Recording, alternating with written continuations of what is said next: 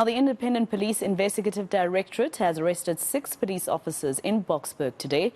4 police officers are facing charges of assault after allegedly beating a man into a coma. And the other 2 are facing copper theft charges. They too were caught on camera. Now, senior reporter Slindelo Masigani is following that story for us, and she joins us now live for more details. Sli, exactly what else or rather, how did police come to arresting their colleagues today? What type of investigations happened behind the scenes? Well, essentially, information landed at the Nigerian consulate because one of the victims is a Nigerian national.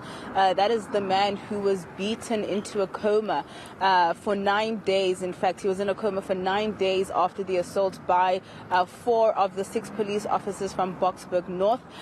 So it was reported to the Nigerian consulate that one of their own had been essentially assaulted, and they then reported this to the Independent Police Directorate, that is the police watchdog, who then proceeded to begin with their investigations around that particular matter. Another incident was then reported to IPID about 2 police officers who were caught on CCTV camera, and they were caught stealing copper cables from a man who had just purchased them from a local scrapyard here in Boksburg.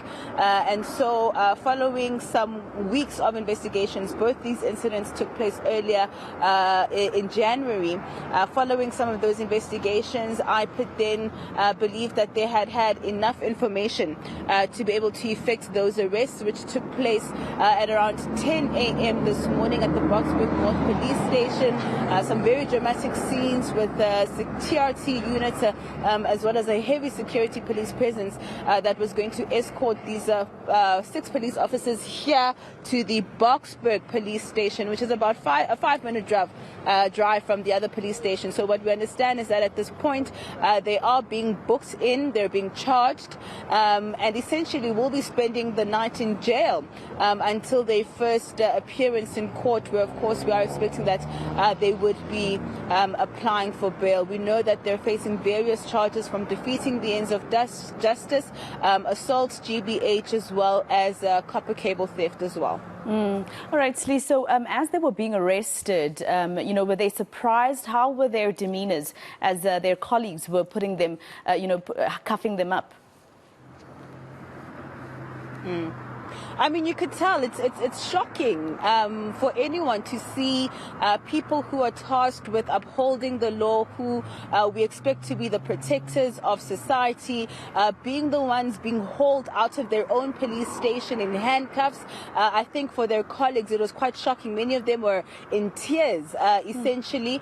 But the law needs to take its course, and of course we will be seeing the outcomes of court proceedings, exactly what else has been taking place at the Boksburg North Police Station, because we understand that there are a number of allegations of assaults that have been taking place at that particular police station. But Masako, we had an opportunity to speak to a representative from the Nigerian consulate with regards to that matter of the Nigerian national who was severely beaten and, like I said, spent 9 days in a coma. Let's take a listen.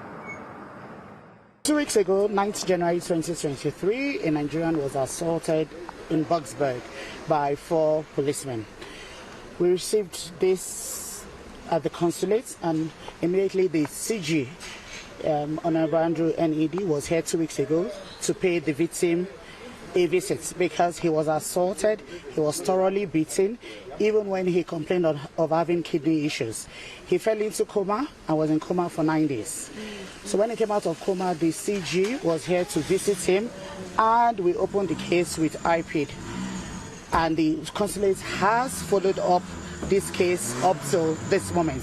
We're happy to see this happen. We're happy to see that Nigerians are not assaulted and go scot-free. We're happy to see justice being prevailed. We're happy to see the consulate has worked on this day and night, and we're happy to see the results. Well, Sli, another embarrassing moment for the SAPS, the Ministry of Police and South Africa, essentially. Let's leave it there for now. Senior reporter Slindelo Masigani.